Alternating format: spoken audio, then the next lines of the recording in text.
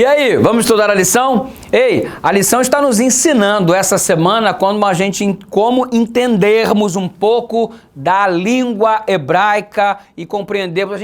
Não vamos nos tornar especialistas em hebraico e em grego, beleza? Mas nós vamos entender algumas coisas que são suficientes para a compreensão da vontade de Deus na nossa língua, uma vez que entendemos o que significava na língua hebraica e grega, inclusive aramaica.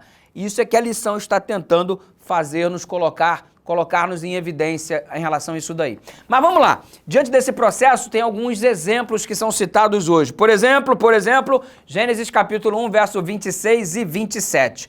Lá no idioma hebraico, para se dar ênfase a alguma coisa, os autores utilizavam um processo de repetição. Exemplo, relato da criação.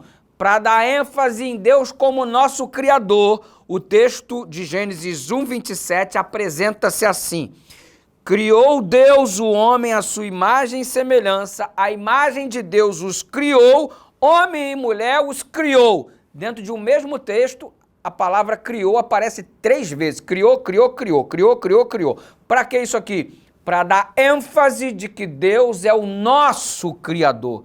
Até parece que o profeta estava de fato profetizando em relação ao futuro, tamanha a artimanha de Satanás hoje de desvincular o ser humano do processo da criação como se não fôssemos criados por um Deus, fôssemos frutos de um processo evolucionista.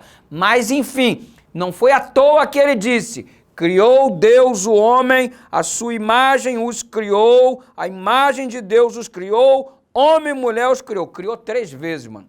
ênfase. O hebraico se apresenta assim. Eu até fiquei pensando aqui quando eu estudei a lição esses dias para poder gravar aqui para vocês. Eu não sei se minha mãe tinha uma herança hebraica, mano, da Paraíba, porque, ó, ela dava uma ênfase nesse próximo, mas ela não era 3 vezes, não era 4 vezes. Ela falava assim, ó, tu vai pra tu ver, vai que eu quero ver, vai. Ela falava vai 4 vezes. Agora eu tô entendendo, minha mãe tem uma descendência hebraica, não tem explicação.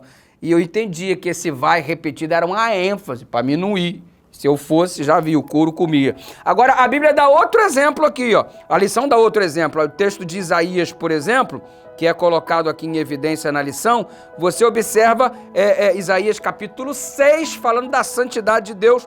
O profeta coloca, santo, santo, santo é o Senhor dos exércitos. Para que falar santo 3 vezes? Fala santo 3 vezes porque é característico do idioma hebraico colocar a ênfase, enfatizar. E nesse momento ele está querendo enfatizar a santidade de Deus. Moisés no Gênesis enfatizando que Deus é o Criador. Isaías enfatizando a santidade de Deus.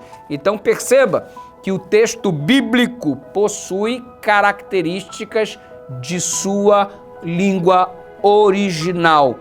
Às vezes não faz muito sentido no português, mas lá fazia um sentido danado.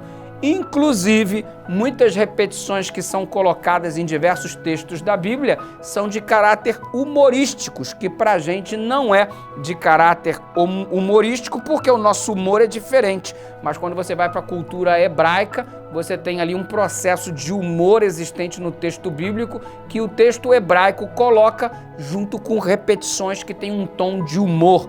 Funciona assim.